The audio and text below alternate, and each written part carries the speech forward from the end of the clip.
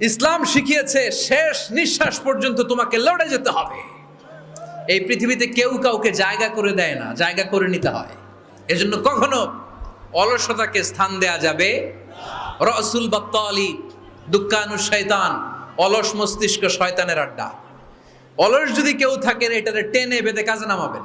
আমরা আমাদের এই সময়গুলোকে প্রোডাক্টিভ ওয়েতে কাজে লাগাবো, কোনো না কোনো কাজের সাথে জড়িত হব।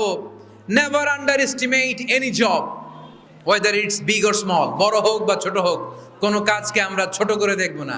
যে কোনো কাজ করো না ভাই, যে কোনো কাজ করো তা যেন হয় সবার চেয়ে সবচেয়ে সুন্দর। আমাদের অবসর সময়গুলোকে কাজে লাগানোর দরকার আছে না নাই?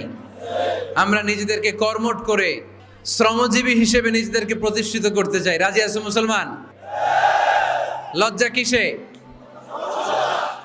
আমার আব্বা MP, member of the parliament. আরে তোর বাবা এমপি, এটা তো তার গৌরব, তোর কি আছে সেটা বল।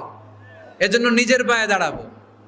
অলসতার সাথে আমাদের কোনো সম্পর্ক, আর সব সময় কর্মঠ থাকবো, এনার্জেটিক থাকবো, নিজের পায়ে দাঁড়াবো, আইডিয়া জেনারেট করব, এন্টারপ্রেনার হওয়ার চেষ্টা করব। নতুন নতুন উদ্যোক্তা হওয়ার মাধ্যমে আমরা আমাদের নিজেদের ভাগ্য পরিবর্তনের চেষ্টা করব। কারণ আল্লাহ বলেছেন, ইন্নাল্লাহা লা ইউগাইয়িরু মা বিকাউমিন হাত্তা ইউগাইয়িরু মা বিআনফুসিহিম। আল্লাহ তাআলা ততক্ষণ পর্যন্ত কোনো জাতির ভাগ্যের চাকার পরিবর্তন করে না যতক্ষণ পর্যন্ত ওই জাতি নিজে নিজের ভাগ্যের চাকার পরিবর্তন করতে না চায়। চিল্লা এখন ঠিক কি না?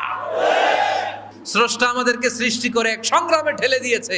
এখানে সংগ্রাম না করলে বেঁচে থাকা যায়